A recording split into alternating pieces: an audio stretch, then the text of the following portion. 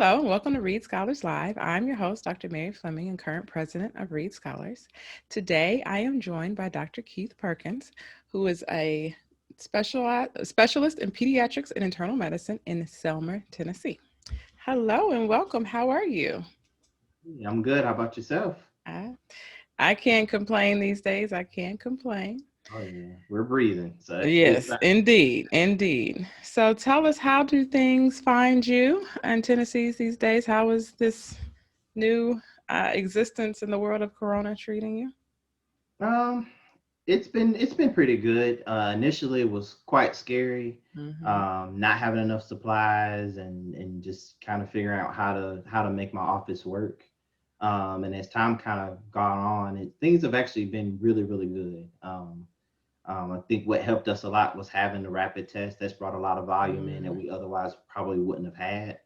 But right now, being in a small town, it's not, you know, it's not as bad as it is in bigger cities. But it's still something that I'm still trying to navigate and yeah, figure this thing out with COVID going on, and how to keep definitely. myself safe, my staff, and helping my patients. Yeah, it's definitely at whatever, we keep coming up with new words like new normal, but then it's like, well, Hmm. you can't, normal is so relative and Right. unpredictable these days. So, well, Hmm. tell us a little bit about, let's go back a bit. Tell us a little bit about what led you to medicine. And then once, you decided on medicine, why med peds? Okay. Well, I've always kind of liked science, and then I wanted to help people. Of course, I know it's kind of cliche, but it's actually true. And the thing about, I wanted to be a scientist, but the thing about scientists is nobody really knows who created what. You think Mm, about Tylenol, who created Tylenol?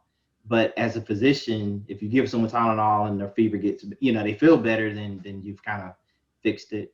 I've got to, so that was my thing. And my parents always, they pushed me into medicine also. I mean, they played a big role in making sure mm, that I went into that direction, but not pushing me so much so that I didn't like it. I actually right. loved science. I went to DePaul University in Chicago, majored in biology, um, and then from there went to Meharry Medical College. I thought I was going to be an oncologist. That was kind of my Mm, first thing, and then neurology, and then when it came to the time for us to pick what direction we wanted to go.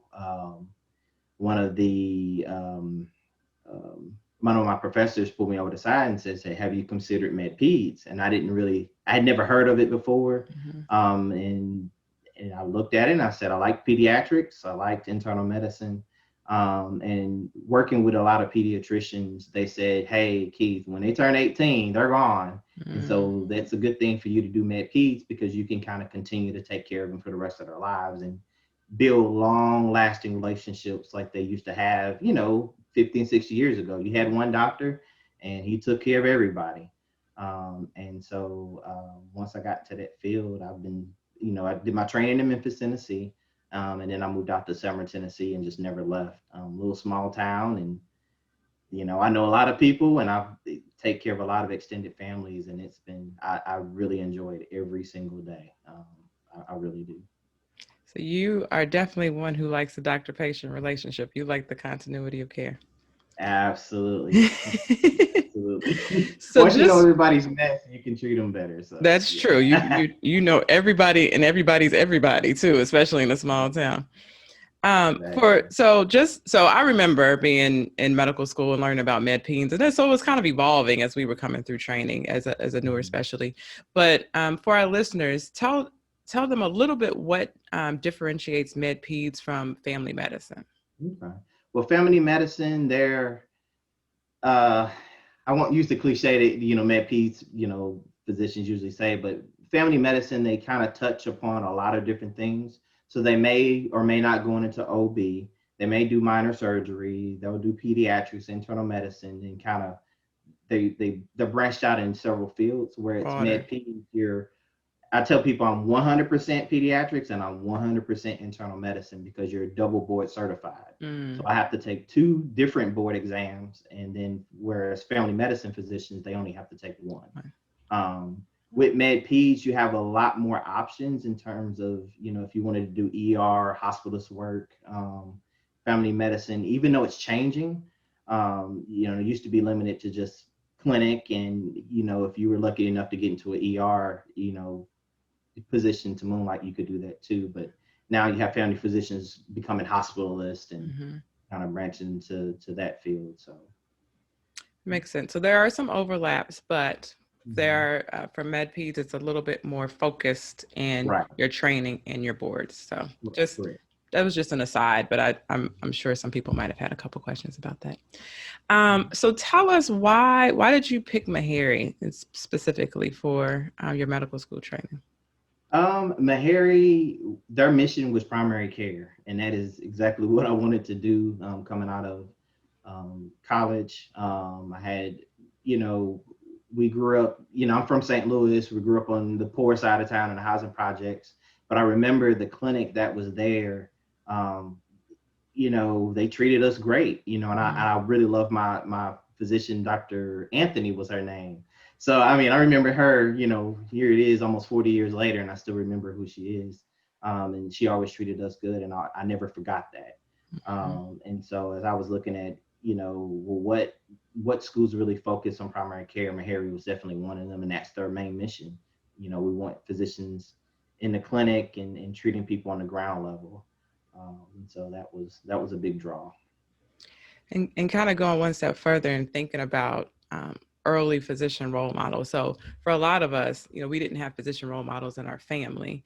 And so we often saw them in a clinical setting. And I remember when I started thinking about medicine, I asked my mother specifically, I think I was 12 or 13. I said, I only want to see Black women physicians from now on. Because it was important for me in order to see myself in that role.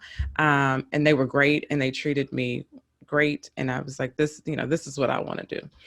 And so talk a little bit about the importance of modeling and mentorship, especially when you don't necessarily have that in your community where you live or from your family. I think it's important because if you don't see what else you can be, if you only see the things that are around you, especially if they're negative, you don't know that you can do something else. And so when you see, especially amongst Black men, if you see a Black male, like in my town, it's primarily white, but we do have a decent amount of African-American families here. And, they definitely look up to me, and when they come in and I tell them, hey, you can be just like me. But if they don't see that, they don't see it in action, and not only seeing it, but just thriving. It's one thing to see a Black physician, but to see one that's actually successful. And that lets them know, hey, you know what, he did it, maybe I can too. So it's and then just building a relationship with them too. I go to the local barbershop and I'll sit and talk to the guys all ages, and they'll ask me questions, and I don't mind it. Right. Because sometimes that's the only place they see the doctor because they don't go. That's a whole nother conversation. So definitely. And so, we, as you stated, we know that Black men are underrepresented in medicine. In training in a place like Meharry, of course, you get there and you kind of get a little spoiled, and being able to look around and see people who look like you, who encourage you to be your best self, in addition to being the best physician that you can be, and having that primary care spirit, I think lends well when we go out to other communities, because I think we're very adaptable to practice in any practice setting, right? So I have two questions, but I'll start with one. So speak a little bit about what are the challenges for Black men in medicine specifically? And were there any specific issues for you kind of going through the training process? One big issue is trust. It's a lot of people grow up in my, not so much Meharry, but in training, you had a lot of co-residents and attendings that they come in with their preconceived notions of what Black men are. Yes. And so then you have to, and I always tell people you have to be twice as good to get any type of notoriety or credit. And so just trying to let people know, no, I'm not stupid and I'm not a gangster and I don't know all this stuff, so let's put that aside. But at the same time, even in taking care of patients, it's letting people know that no, I am the doctor. And so I have to, like now I'm wearing a polo shirt, but I mean, there was a time where I made sure I wore a shirt and tie every single day because I had to make sure I was crisp and clean because when I walked in the room, there was a way I had to present myself. And other physicians that could walk in cowboy boots and jeans and a t-shirt, but I knew I couldn't do that. And so just having patients trust you um, in training, um, there are quite a few issues with the pediatric side with several attendings. Um, but one thing about me is that I always persevered and I didn't let that derail me because when you're it starts off when you're young. If your teachers, your parents, and people around you always encourage you and build up your confidence, when things happen to you, you can keep going. What I think, especially amongst Black men, is because especially when they're young, they're treated a certain way, and so you're not confident, and then you have this inferiority complex that kind of stays with you. And as much as you try to break through it, it's hard. But for me, I made sure, hey, I'm gonna make it, no matter what you guys say. And if I don't know something one day, I'm gonna know it tomorrow, and I'll know it for the rest of my life. And that's how kind of how I attacked everything. And so that was residency was a little tough on now the internal medicine was a different story. Those attendings were very encouraging.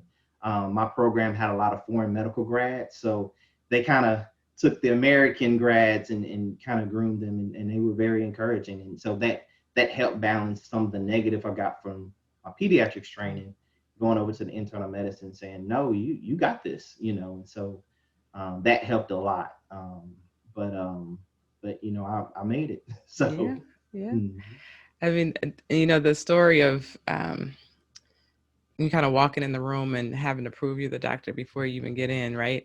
right. And so I've had a few of those experiences where I go in and I say, hi, I'm Mary Fleming. I'm the doctor who's taking care of you today. We go Mm. through this whole long visit. We do consent forms. And then they're like, oh, well, when's the doctor coming in?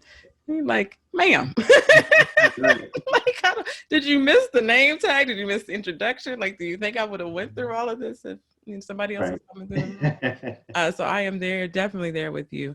And, it doesn't happen as much. I think probably that, looking a little more like we look like we have a little bit more wisdom probably helps us out a little bit. Right. Right. But Right.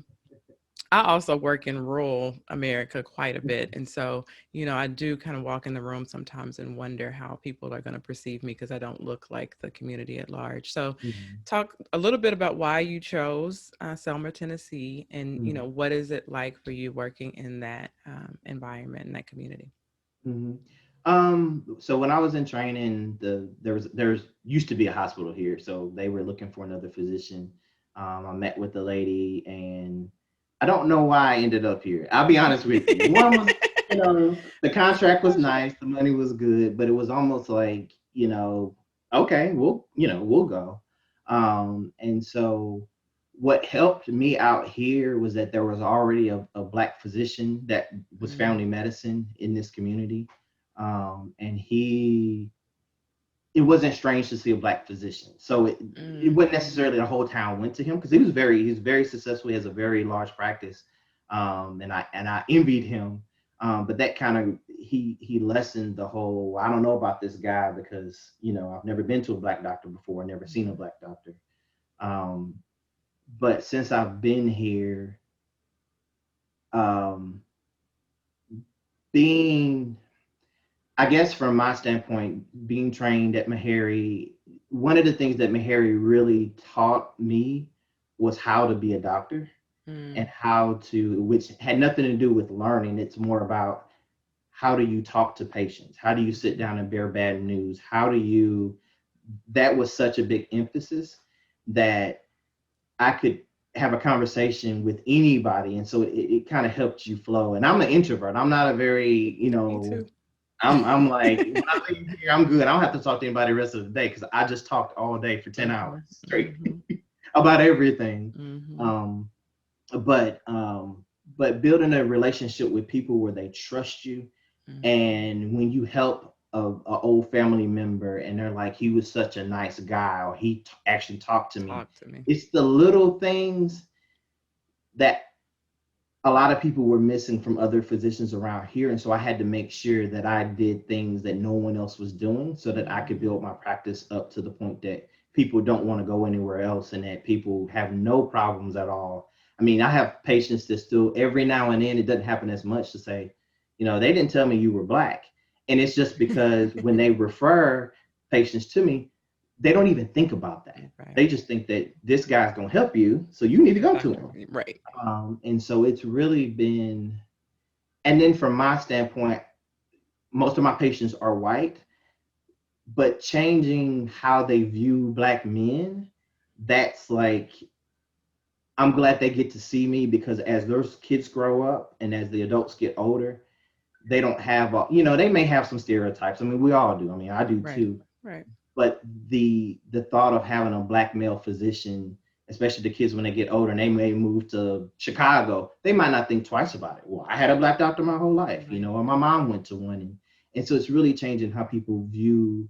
And even with all the civil unrest and stuff, I don't have a lot of conversations, but once or twice a week I'll have a patient, hey, what do you think about this? And we have, I'm honest with them, Yeah. and I'm always respectful, because they don't know, and I'll just Mhm. say, hey, don't think just because Yeah. I'm up here, I don't have the same worries as people, in other Right. cities. I do, I worry Right. about the same thing. So, but yeah.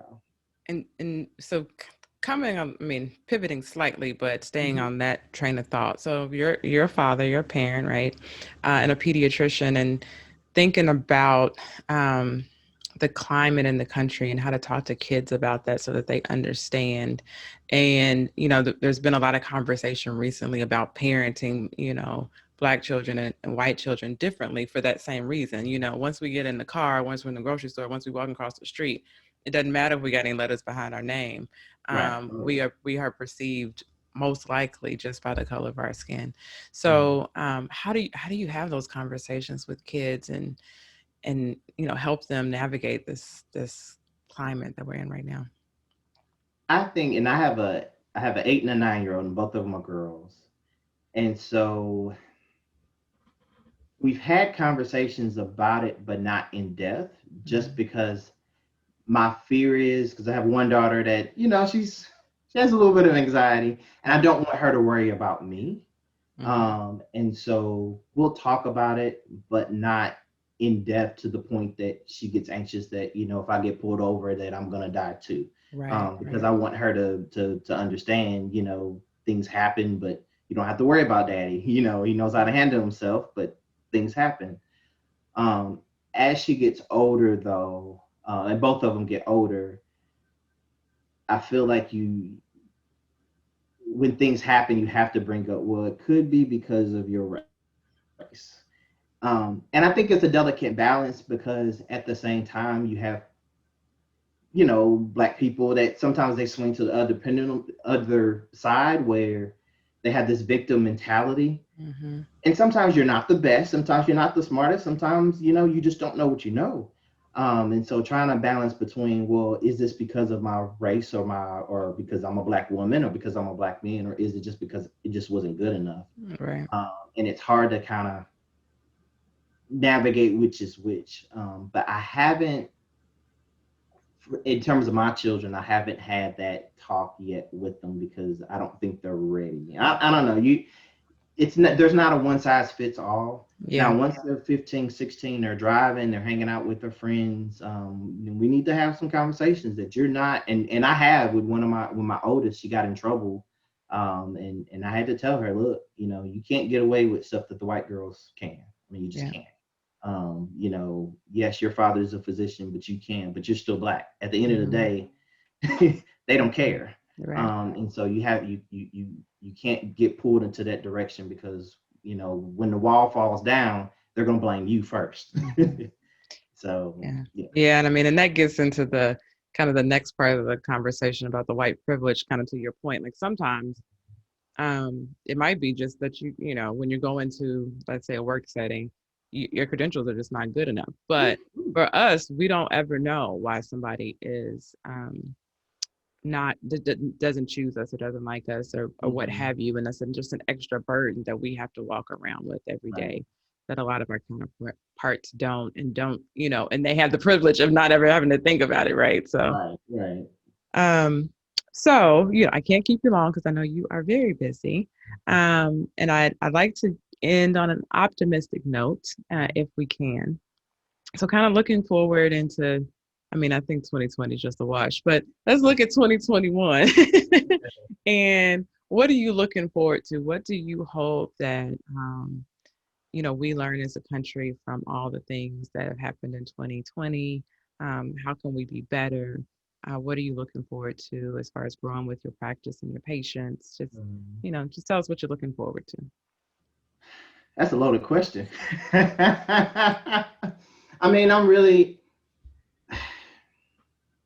I guess, I guess on a more personal level, for my practice, we're at a point where I need a bigger space. We need to grow. Like I said, my nurses we're all in one room because I needed the extra room. And so I'm hoping in the next year, things come together financially and we get in position to get a much bigger place. And that's where I'm going. That's what I'm thinking in terms of the practice. In terms of the coronavirus, I hope there is a vaccine, and not only just any vaccine, but one that's actually effective. Yes. It's not enough to just, because people ask me all the time, oh, you're going to take one that comes out next month? No, it's not studied long enough, but I'll take one next spring, next fall, next summer, Yeah. because we know as scientists, you can't just throw something out there and it hasn't been studied adequately enough. So I'm hoping that there is a vaccine and there is some sort of normality. Mm. But I also hope that there are changes within healthcare in terms of insurance, because like I told a patient today, and there's 6 million new Medicaid recipients, and those people were working, Hmm. 6, 7, 8 months ago, and now they have to get on and so it just changing the conversation of, okay, we shouldn't have insurance, and I'm not trying to get political, but from my standpoint, you shouldn't have insurance tied to an employer. It's just it makes, Yeah. as a primary care physician, it makes my job so much harder. And so I hope when everything settles down and people remember how it felt to have to spend $700 a month on insulin, that Mm. maybe this thing needs to go in a different direction. Yeah. And so I'm hoping that there are conversations that happen. Um, I don't know how, which way the election is going to go, so it could go either way. Yeah. Um, but I'm hoping that. And then in terms of race relations, I don't know. I mean, I think that more people, what I'm seeing is that more people, especially some of my patients that ask me questions or just, have comments, they're opening their eyes and saying, you know what, y'all have it bad. Mhm. And I think that there's just this, when things are going well, you don't think about it. The economy was humming along, everything was great. Nobody really talked about it, and then we have flashpoints where, and I don't think things are going to die down. And I Mhm. don't want them to. I want people to just change and say, hey, you know what? Our conversations about, Black Americans, we need to start thinking about or taking them seriously. Yeah. That's really to be believed that things are as bad as they are. Mm. And some people are saying, yeah, yeah. Yeah. Yeah. I never understood, but now I do. Now I And see so, it. Now the whole country sees it. mhm. Well, I will say congratulations on growing, right? So, you know, it is always great to see a successful Black man who is positively contributing to the community. So that is wonderful. Congratulations. Thank you. And I think your point on all of those basically is that there are so many conversations that we are having right now that are important that we should continue to have, and if we have them openly and honestly, that we'll get better, and we have the Mhm. capacity to get better. So I am hopeful to that as well. So Yeah. thank you so much. I Welcome. appreciate you being on the show, and I hope you get some rest. I will. Bye bye. Thank you for listening to Read Scholars Live. Please follow us on Facebook, Twitter, or Instagram, or subscribe to our YouTube channel.